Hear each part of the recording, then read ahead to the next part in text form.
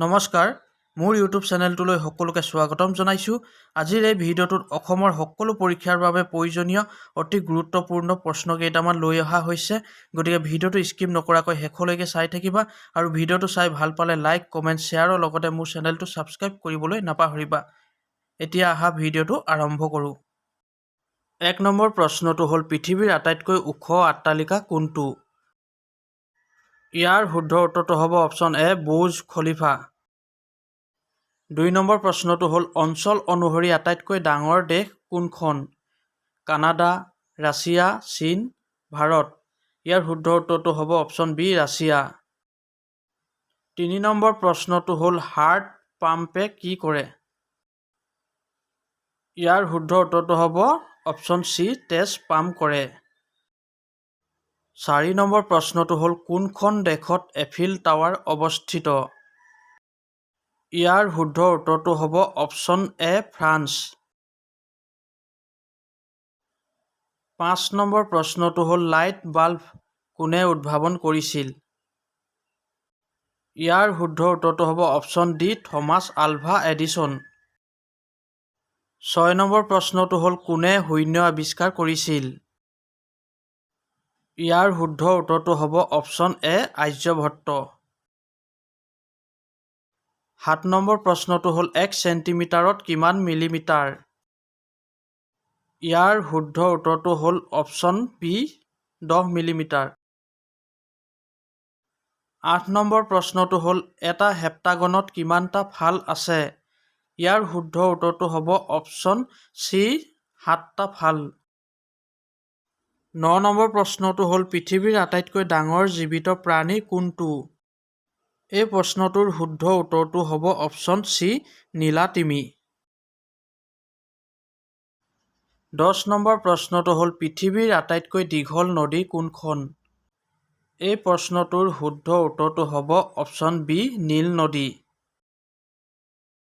11 number প্ৰশ্নটো হ'ল বছৰৰ কিমান মাহত 31 দিন থাকে?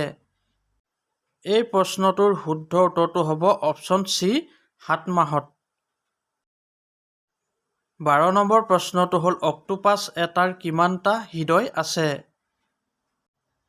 এই প্ৰশ্নটোৰ শুদ্ধ উত্তৰটো হ'ল অপশ্যন চি 3টা। 13 নম্বৰ প্ৰশ্নটো হ'ল অঞ্চল অনুসৰি দ্বিতীয় সৰ্ববৃহৎ দেশ কোনখন? এই প্ৰশ্নটোৰ শুদ্ধ উত্তৰটো হ'ব অপশ্যন চি কানাডা। 14 নম্বৰ প্ৰশ্নটো হ'ল কোনে টেলিফোন উদ্ভাৱন কৰিছিল? এই প্ৰশ্নটোৰ শুদ্ধ উত্তৰটো হ'ল অপশ্যন চি আলেকজেণ্ডাৰ গ্ৰাহাম বেল।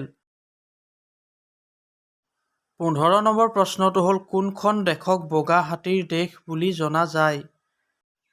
বগা হাতীৰ দেশ বুলি থাইলেণ্ড দেশক জনা যায়। 16 নম্বৰ প্ৰশ্নটো হ'ল পৃথিৱীৰ সৰ্বোচ্চ পৰ্বতৰ নাম কি? ইয়াৰ শুদ্ধ উত্তৰটো হ'ব option C mount Everest. 17 number প্ৰশ্নটো হ'ল শিপা পাচলি হিচাপে তলৰ কোনটো? ইয়াৰ শুদ্ধ উত্তৰটো হ'ব অপশ্যন এ গাজৰ। 18 নম্বৰ প্ৰশ্নটো হ'ল ভাৰত কোন মহাদেশত অৱস্থিত? এই প্ৰশ্নটোৰ শুদ্ধ উত্তৰটো হ'ল অপশ্যন এ এছিয়া। 19 নম্বৰ প্ৰশ্নটো হ'ল তলৰ কোনটো এটা ইনপুট ডিভাইচ? ইয়াৰ শুদ্ধ উত্তৰটো হ'ব অপশ্যন চি মাউচ। 20 নম্বৰ প্ৰশ্নটো হ'ল কোনখন চহৰ দ্য ষ্টেচ্যু অফ লিবাৰ্টি অৱস্থিত? ইয়াৰ শুদ্ধ উত্তৰটো হ'ব অপশ্যন বি নিউয়ৰ্ক। 21 নম্বৰ প্ৰশ্নটো হ'ল পৃথিৱীৰ আটাইতকৈ ডাঙৰ জীৱিত জেঠী কোনটো? ইয়াৰ শুদ্ধ উত্তৰটো হ'ব option C Komodo dragon. 22 number প্ৰশ্নটো হ'ল 1 কিলোগ্ৰাম কিমান গ্ৰামৰ সমান? এই প্ৰশ্নটোৰ শুদ্ধ উত্তৰটো হ'ব অপশ্যন বি 1000 গ্ৰাম। 23 নম্বৰ প্ৰশ্নটো হ'ল সৌৰজগতৰ আটাইতকৈ সৰু গ্ৰহ কোনটো? ইয়াৰ শুদ্ধ উত্তৰটো হ'ব অপশ্যন ডি বুধ গ্ৰহ। 24 নম্বৰ প্ৰশ্নটো হ'ল কোনটো গ্ৰহক ৰঙা গ্ৰহ বুলি কোৱা হয়? এই প্ৰশ্নটোৰ শুদ্ধ উত্তৰটো হ'ব অপশ্যন এ মংগল গ্ৰহ। 25 নম্বৰ প্ৰশ্নটো হ'ল পৃথিৱীৰ আটাইতকৈ ডাঙৰ নদী কোনখন? এই প্ৰশ্নটোৰ শুদ্ধ উত্তৰটো হ'ব অপশ্যন বি আমাজন নদী। 26 নম্বৰ প্ৰশ্নটো হ'ল আৰ্জেণ্টিনা কোন মহাদেশত অৱস্থিত? এই প্ৰশ্নটোৰ শুদ্ধ উত্তৰটো হ'ব অপশ্যন চি দক্ষিণ আমেৰিকা। 27 নম্বৰ প্ৰশ্নটো হ'ব আমাৰ সৌৰজগতৰ আটাইতকৈ ডাঙৰ গ্ৰহ কোনটো? এই প্ৰশ্নটোৰ শুদ্ধ উত্তৰটো হ'ব অপশ্যন বি বৃহস্পতি। 28 নম্বৰ প্ৰশ্নটো হ'ল কাক গড অফ ক্ৰিকেট বুলি জনা যায়? ইয়াৰ শুদ্ধ উত্তৰটো হ'ব option B Sachin Tendulkar. 29 number প্ৰশ্নটো হ'ল কোনখন দেশে প্ৰথম T20 বিশ্বকাপ জিকিছিল? এই প্ৰশ্নটোৰ শুদ্ধ উত্তৰটো হ'ব অপশ্যন এ ভাৰত। 30 নম্বৰ প্ৰশ্নটো হ'ল DOBৰ সম্পূৰ্ণ ৰূপ কি? ইয়াৰ শুদ্ধ উত্তৰটো হ'ব option C date of birth. 31 number প্ৰশ্নটো হ'ল চাৰিটা দিশ থকা বহুভুজৰ নাম কি? ইয়াৰ শুদ্ধ উত্তৰটো হ'ব অপশ্যন চি চতুৰ্ভুজ। 32 নম্বৰ প্ৰশ্নটো হ'ল ভাৰতৰ পবিত্ৰ নদী কোনখন? ইয়াৰ শুদ্ধ উত্তৰটো হ'ব অপশ্যন ডি গংগা নদী। 33 নম্বৰ প্ৰশ্নটো হ'ল ভাৰতৰ আটাইতকৈ ডাঙৰ মিঠা পানীৰ হ্ৰদৰ নাম কি? ইয়াৰ শুদ্ধ উত্তৰটো হ'ব ৰুলাৰ হ্ৰদ। 34 নম্বৰ প্ৰশ্নটো হ'ল কোনটো দিন ৰাষ্ট্ৰীয় শিক্ষক দিৱস পালন কৰা হয়?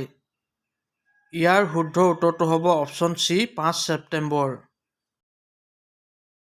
35 নম্বৰ প্ৰশ্নটো হ'ল ভাৰতত শিশু দিৱস কেতিয়া পালন কৰা হয়?